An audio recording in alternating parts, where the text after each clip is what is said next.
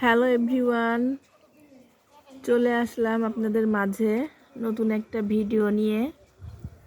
এই যে দেখেন কি দারুণ করে ধান লাগানো হচ্ছে এখানে। সেই ভোর 6টা থেকে শুরু হয়েছে ধান লাগানোর প্রস্তুতি। এই যে এখনো পর্যন্ত চলতেছে। এই যে দেখতে পাচ্ছেন কি দারুণ করে সম্পূর্ণ জমিটাতে এই যে ধান লাগাচ্ছে কৃষকেরা। আমাদের দেশের কৃষকেরা কতটা কষ্ট করে, কতটা পরিশ্রম করে এভাবে ধানের চারা দেখেন এখানে রোপণ করা হয়েছে।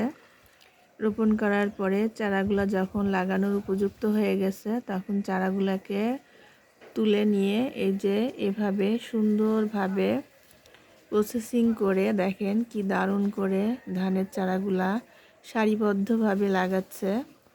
আমাদের দেশের কৃষকরা সব সাধকের বড় সাধক, আমার দেশের চাষা, দেশ মাতারই মুক্তিকামী, দেশের সেজে আসা।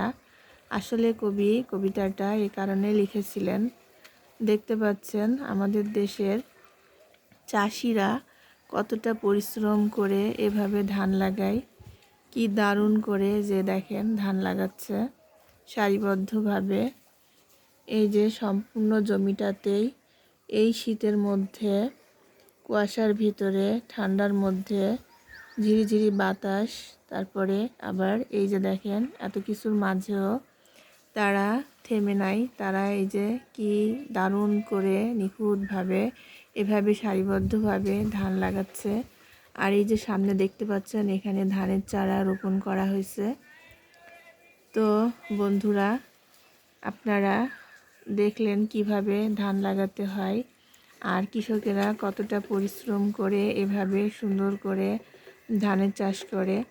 আর এভাবে ধানের চাষ করার পরে যখন ধান হয় তখন সেই ধানগুলা আমরা বাজার থেকে কিনে আনি, এনে আমরা সেই চালের ভাত খাই। তো একজন কৃষক কতটা পরিশ্রম করে এভাবে সুন্দর করে দেখেন সারিবদ্ধভাবে ধান গাছগুলা লাগাচ্ছে।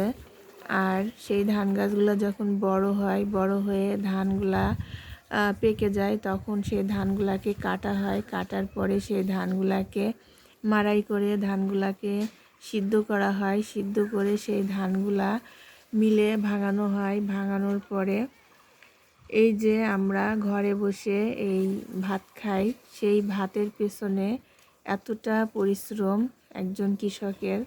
এই যে দেখেন এখানে কিভাবে একটা লাঠি দিয়ে মাটিকে, এটা একটা বাঁশের অর্ধেক, সেটা দিয়ে দেখেন মাটিকে কিভাবে সমান করা হচ্ছে।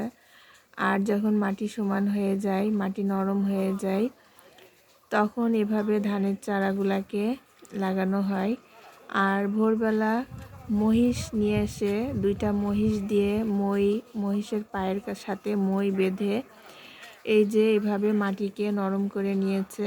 আর তার আগে মাটি 3-4 দিন পানি দিয়ে এভাবে খোঁড়ার পরে নরম করে রেখেছে।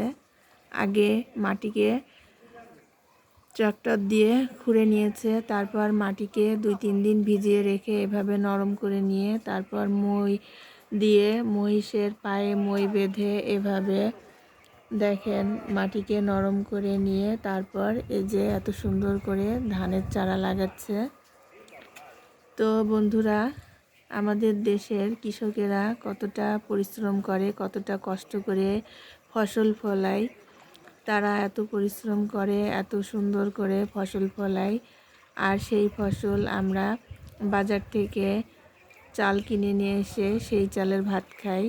তো সেই চালের ভাতের পেছনে কৃষকের যে কাহিনী, যে কষ্ট লুকিয়ে আছে সেটা আপনাদের সামনে তুলে ধরলাম নতুন করে।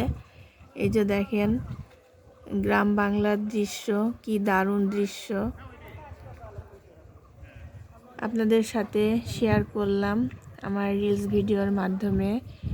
ভিডিওটি যদি আপনাদের ভালো লেগে থাকে অবশ্যই লাইক, কমেন্ট, শেয়ার করে আমার পাশে থাকবেন। এই যে দেখেন কি দারুণ প্রকৃতি, আর এত সুন্দর প্রকৃতির মাঝে কি দারুণ করে ধানের চারা লাগানো হচ্ছে। আর এত সুন্দর প্রকৃতি দেখলে সবারই ভালো লাগে, সবারই চোখ মন দুটাই ভরে যায়। আর যদি হয় এরকম অরিজিনাল ধানের চাল, তাহলে তো কথাই নেই, সেই চালের ভাত অনেক সুস্বাদু হবে, অনেক টেস্টি হবে। তো বন্ধুরা, আপনারা দেখলেন কিভাবে এই চাচা এখানে সুন্দরভাবে ধান লাগাচ্ছে চাষিদেরকে সাথে করে নিয়ে। তো এই যে দেখেন চাচা সেই ভোর 6টা থেকে কষ্ট করে যাচ্ছে, এবং চাচার সাথে আরও 3জন আছেন, মোট 4জন কৃষক এখানে।